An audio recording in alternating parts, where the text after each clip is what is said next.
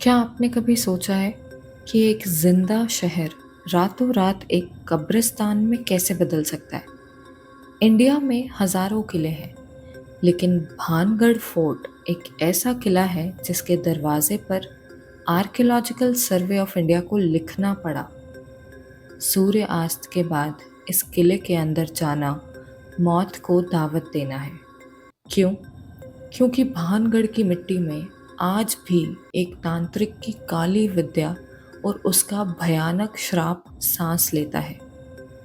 ये कहानी शुरू होती है 16th सेंचुरी में। भानगढ़ की राजकुमारी थी रानी रत्नावती, जिसकी खूबसूरती के चर्चे पूरे राजपुताना में थे। लेकिन उसी गांव के पास के पहाड़ पर एक तांत्रिक रहता था, सिंघिया तांत्रिक। सिंघिया काला जादू और वशीकरण का माहिर था। वो रानी रत्नावती को पाने के लिए किसी भी हद तक जा सकता था।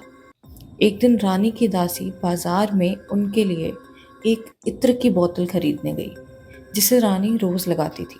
सिंघिया ने उस इत्र की बोतल पर कामदेव वशीकरण मंत्र फूंक दिया, ताकि जैसे ही रानी वो इत्र अपने ऊपर लगाए, वो तांत्रिक के सामने खुद ब खुद चली आए। लेकिन रानी रत्नावती बेवकूफ़ नहीं थी।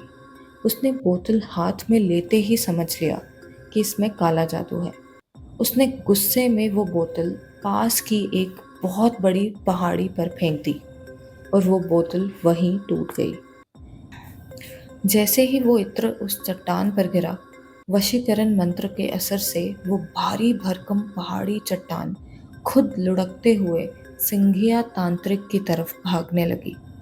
सिंघिया चट्टान के नीचे दब गया, लेकिन मरने से ठीक 1 सेकंड पहले उसने अपनी आखिरी सांस खींची, अपनी फटी हुई आंखों से भानगढ़ किले को देखा और एक ऐसा भयानक श्राप दिया जिससे पूरी घाटी कांप उठी। सिंघिया ने बोला, आज के बाद इस किले में कोई जिंदा नहीं रहेगा। यहाँ पैदा होने वाले सभी लोग मर जाएंगे और उनकी रूह हमेशा के लिए इस किले की दीवारों में फंसकर चीखती रहेंगी। और अगले ही साल अजबगढ़ और भानगढ़ के बीच एक भयानक जंग हुई। उस जंग में रानी रत्नावती समेत भानगढ़ का हर एक नागरिक मारा गया, लेकिन उन्हें कभी मुक्ति नहीं मिली। अब ये बात है साल 2018 की। 3 व्लॉगर्स विक्रम, राहुल और अमन इस श्राप को एक मजाक समझते थे। उन्होंने रात को किले के पीछे से सिक्योरिटी को चकमा देकर अंदर एंट्री ली। रात के लगभग 1:30 हो रहे थे। अमन ने अपना नाइट विजन कैमरा ऑन किया। महल के उस हिस्से में पहुंचे जहां सिंघिया तांत्रिक की कोठरी हुआ करती थी। वहां पहुंचते ही टेम्परेचर इतना ड्रॉप हो गया कि गर्मी के मौसम में भी उनकी सांस से धुआं निकलने लगा। और तभी अमन के कैमरे की स्क्रीन पर ऐसी चीज दिखी जिसे देखकर उसके हाथ से कैमरा छूट गया। कैमरे की इंफ्रारेड स्क्रीन पर उन तीनों के पास एक 8 फीट लंबा साया खड़ा था, बिल्कुल काला। उसका सर एक तरफ झुका हुआ था और वो अपनी उंगली से उनकी तरफ कुछ इशारा कर रहा था। तभी पूरे किले में एक साथ हजारों लोगों के चीखने और रोने की आवाजें आने लगी। राहुल डर के मारे जमीन पर गिर पड़ा। उसने डर से अपनी आंखें बंद कर ली। तभी उसके कान के बिल्कुल 1 इंच दूर एक ऐसी भयानक फुसफुसाहट आई जो किसी जिंदा इंसान की नहीं हो सकती थी।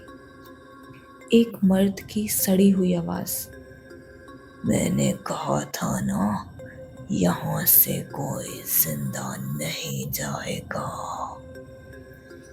राहुल ने अचानक महसूस किया कि कोई उसकी गर्दन कस रहा है। विक्रम और अमन ने उसे खींचा और किसी तरह किले की दीवार से नीचे कूदकर अपनी जान बचाई। अगले दिन सुबह लोकल लोगों ने उन्हें सड़क के किनारे बेहोश पाया। अमन का कैमरा पूरी तरह जला हुआ था और राहुल ने उस रात के बाद से आज तक एक शब्द नहीं बोला। वो आज भी रात को सिर्फ अपने कानों पर हाथ रखकर रोता रहता है।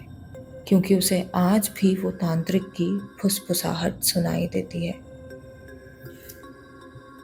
तो कैसा लगा आपको भानगढ़ किला और सिंघिया तांत्रिक का ये खौफनाक सफर? आपको भी इंडिया की सबसे हॉन्टेड लोकेशंस की रियल पैरानॉर्मल स्टोरी सुनना पसंद है, तो इस वीडियो को लाइक करें और चैनल को सब्सक्राइब करके बेल आइकन ज़रूर दबा दें, क्योंकि इस चैनल पर हम हर हफ्ते लेकर आते हैं ऐसी ही रूह कंपा देने वाली दास्तान। और हाँ, कमेंट्स में ज़रूर बताएं, क्या आप में इतनी हिम्मत है कि आप भानगढ़ किले में एक रात गुजार सकें? मैं मिलती हूँ आपसे अगली वीडियो में एक नए खौफ के साथ। तब तक के लिए अपना ख्याल रखें। गुड नाइट, स्वीट ड्रीम्स, अगर आप सो पाए तो।